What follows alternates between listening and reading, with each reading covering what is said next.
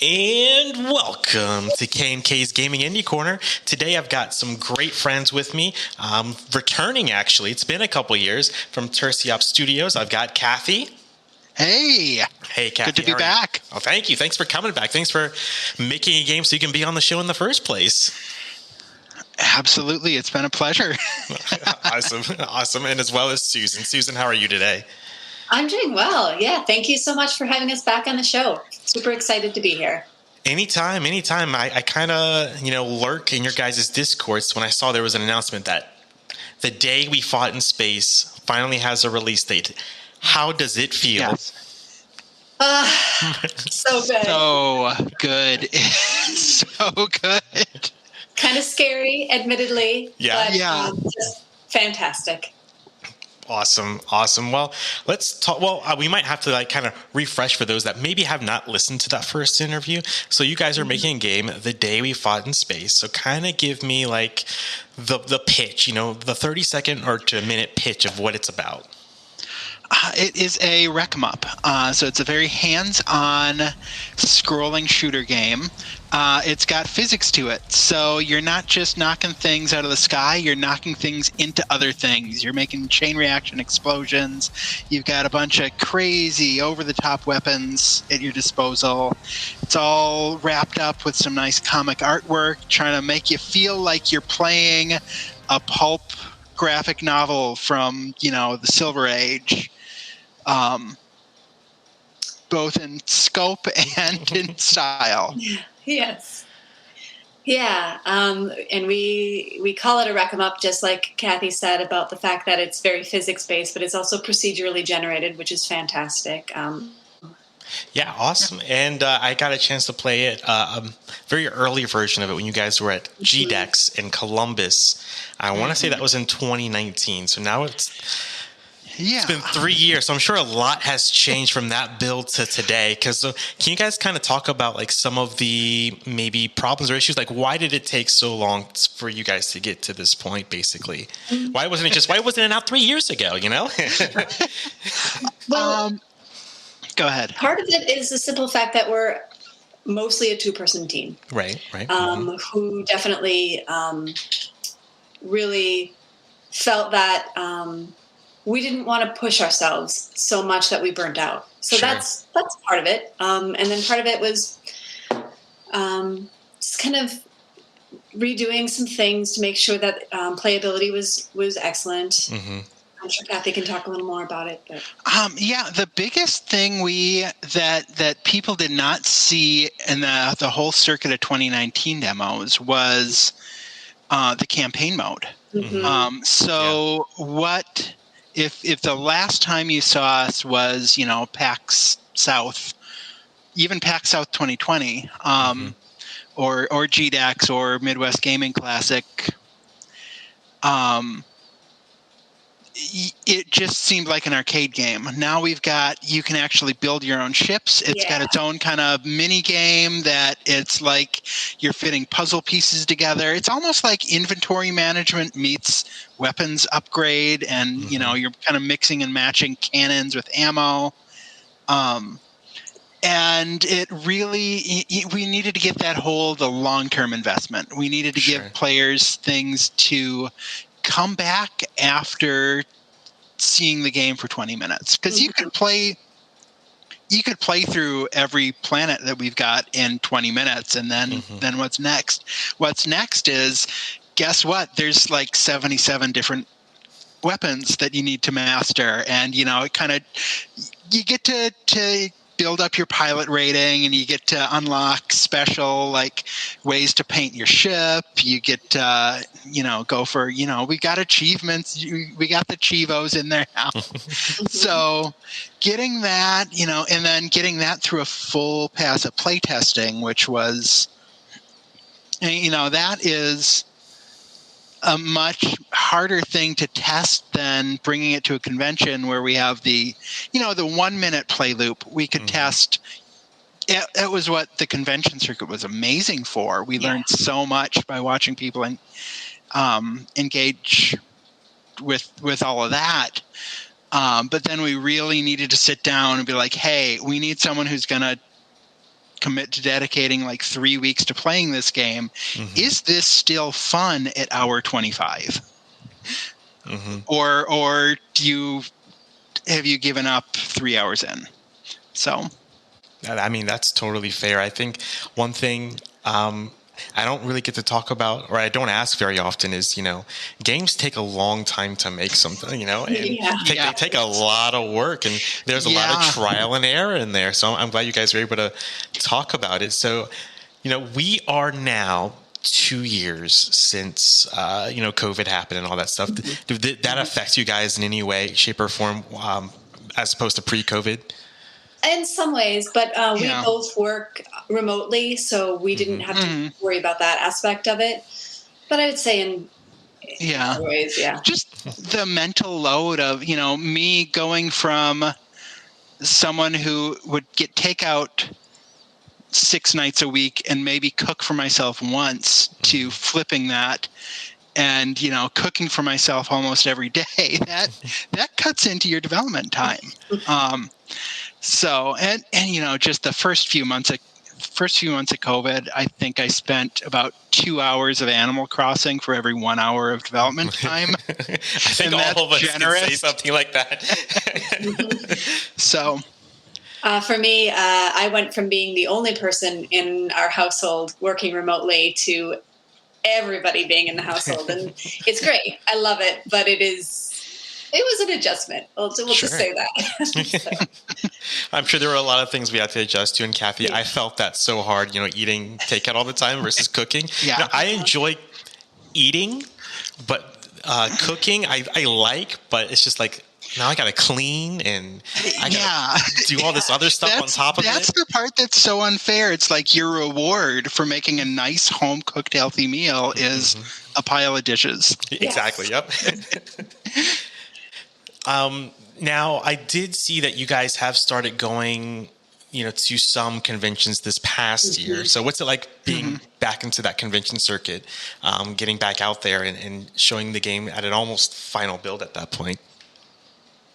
Well, I can say that it was really exciting to be back. It was really exciting to have such a close to final version in the demo out there in players' hands and see their reaction and see their joy and hear things like, we can tell you put a lot of love in this. And just the general excitement that we were getting for the game was wonderful. And you don't get that when you're insular, when you're by yourself working in your own little studio and not out in the convention circuit. So. Yeah, I totally get that.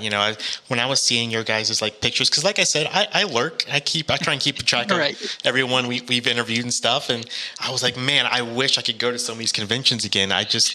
It's for me personally, it's just time. It's a timing thing. Yeah. I feel that. Like I said, I lurk in your guys' Discord. So what's the community feedback been like through the entire development process? It's been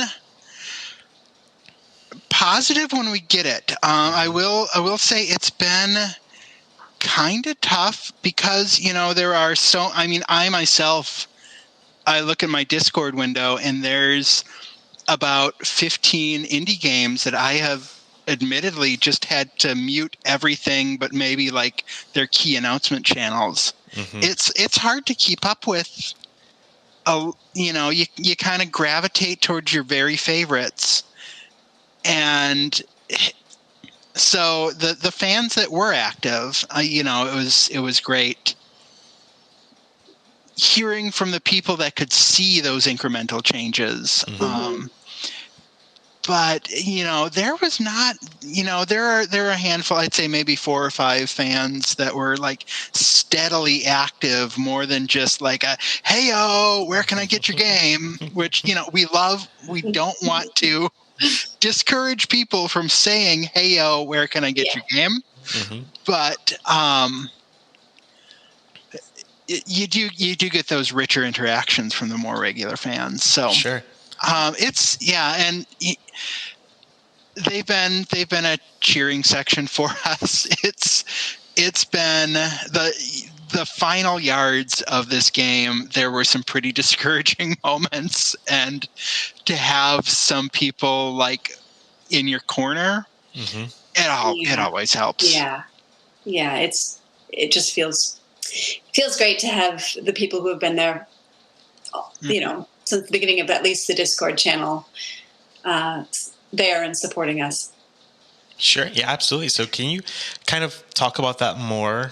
Because Cathy, you mentioned that, there were times where maybe you were discouraged. So how are you able to kind of just get over that and kind of hopefully, get encouraged in the end, I think the biggest shout out goes to our producer, Tony. So it was like the biggest source of discouragement was the number of stuff we had to cut. So if you've been following us from the very beginning, you'll know every time we chat with people, we had said like, I'd say we're about 18 months from release. And when I conceived of this game, I was thinking, this will take about 18 months. And then year after year goes by, every convention, I'd say we've probably got about a year and a half left on this.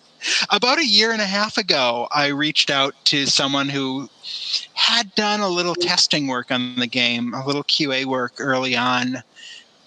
She's doing like freelance production services now, and she got us onto the track where we were actually finally 18 months from release. And that did mean saying goodbye to a lot of things we had been hoping to, we had dreams of having like a fully voiced supporting cast, and now the presence of the characters has been reduced to a couple opening quotes and some I still love the characters, but that was I think the hardest feature to let go. There was something about a month before our dev complete target where there was a memory leak, and it was actually an OS bug in certain versions of iOS. So it was like, okay, the fix would be to redo the menus from scratch, which we cannot do in a month. Otherwise, we have to drop support for a whole bunch of older devices. So that was the moment I was almost ready to just throw my laptop off a bridge. But I know we had fans that would have been disappointed if I had done that to my laptop. So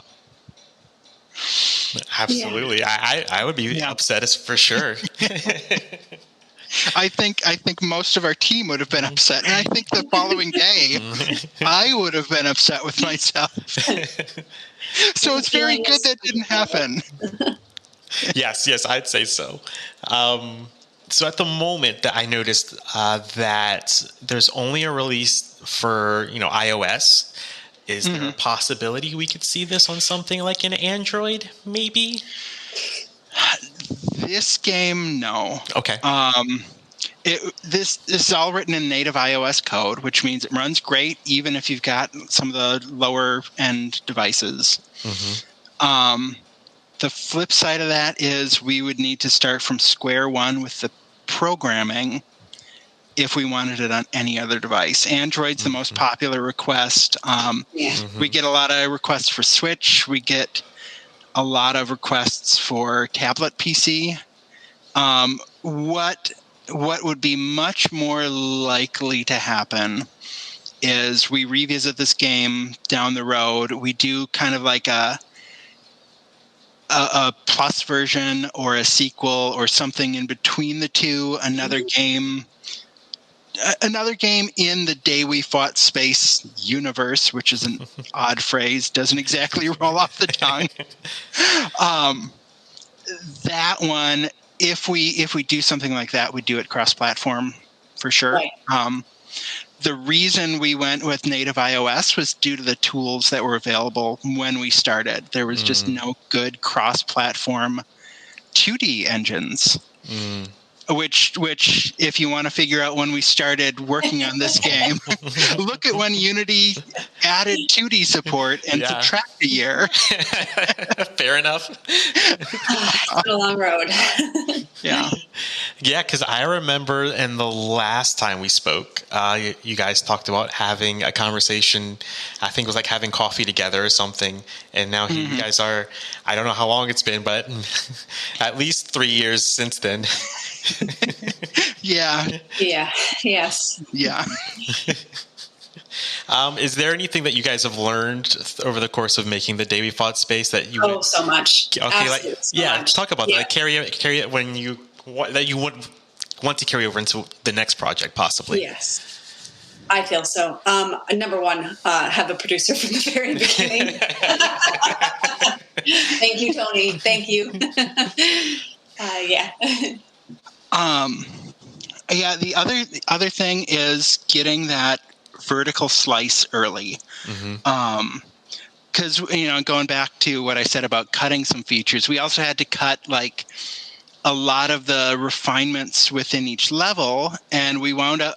There's an engine that's way over engineered for what we did, and then the campaign features we had to cut back on. Whereas had we gotten to that point where we could kind of have every gameplay loop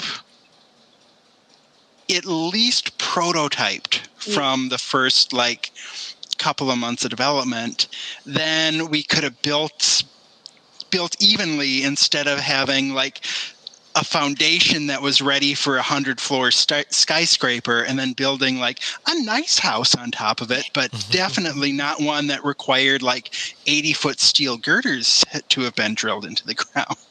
So that's the big thing I got highlighted for next project. Sure. I mean, I'm not going to ask what the next project is or if there's one in plan, because I think that it's great that you guys have this coming out in May 24th, if I remember right? 26th. Very close. 26th. Yeah. Thank you. Yeah. The campaign mode, how long can players expect, maybe how long that could take to possibly finish? And will this be free to play when it drops, or can they expect to pay some sort of monetary value? One-time purchase. So no ads, no microtransactions, uninterrupted experience. It just worked better with, we want people to be able to experiment with designing ships, and we don't want people to feel like they got cheated out of a life by something weird happened. We want those. We want a game that's fun to lose. Yeah. Yeah. Because you can try again with something weird. You can try again right away. Yeah. There will be new. So you can get all the planets unlocked in about 4 hours or so. But there's new stuff to unlock about 20 hours in. Okay, that's pretty solid, especially for an iPad game, because when you think of mobile games, you think of something that's quick, fast, easy, and a lot of time when there are like games that take time, I enjoy those experiences. I find them way more rewarding to go through. That's just me personally, though. I can't speak for everybody. Yeah. I love our mode with the upgrade system because, like Cathy says, you can play and try a weapon out, and let's say you die, you can try that weapon out and maybe add some saw blades to it, or maybe a pinball. Who knows? There's so many different ways that you can go and experiment and try without having to worry about your time. So.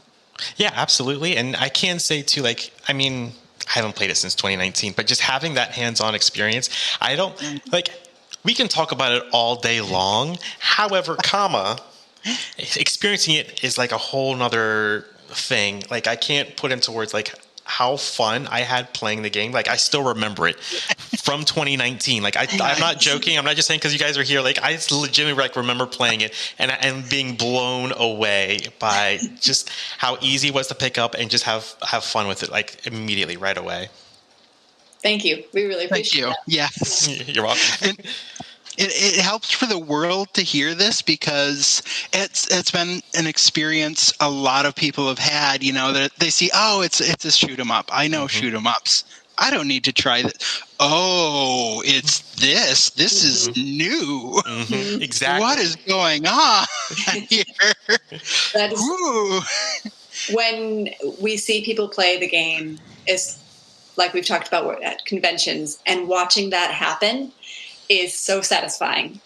We love being able to see that kind of glow happen in their eyes when they figure out that they can really do something new with this game that hasn't really been done as much before. So with the control scheme and the weapons and yeah, absolutely, because that's why I love talking to people, especially who make independent video games, because there's these ideas that are out there that not a whole lot of people know about, and it's just, you just have to play and experience it, and it's just like the switch goes off. It's like, I'm like 5 years old again. I'm a kid again, experiencing something completely new instead of experiencing the same thing over and over again. Absolutely. Is there anything else that you guys would like to add that I maybe forgot or didn't go over, that you maybe would want to talk about or mention? I'd say we've got, so pre-orders are open right now. I don't know exactly when this podcast is airing, but if you go to thedaywefoughtspace.com/purchase, that'll take you to pre-orders. Release date is May 26th, so less than 2 weeks as of the time of recording. We also have a Discord.